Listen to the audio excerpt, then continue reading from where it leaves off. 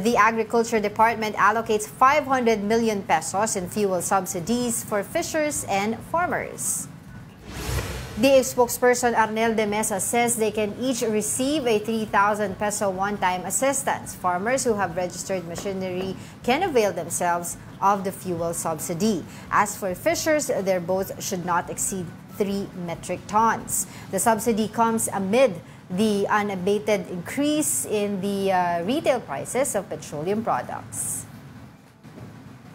Yun, ang tanong dyan, gaano kabilis silang maibibigay dun sa mga fishermen and farmers itong subsidy na ito? Kasi may ibang mga nakausap tayo before, yung dun sa parang insurance claims dahil dun sa ongoing El Nino phenomenon na naranasan nga ng mga farmers sa kanilang mga pananim.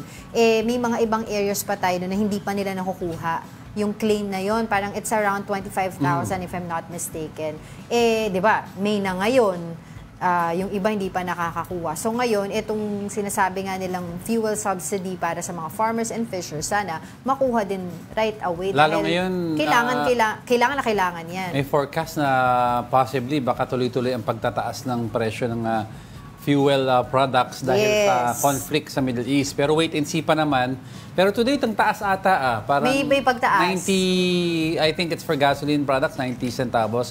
Or diesel, we have to check. Pero definitely nagtaas daw today ang prices ng petroleum products. And we expect the trend to go higher and higher, continue until as the tension unless may makita tayong senyales na medyo hindi naman mag-escalate ang tension sa Middle East.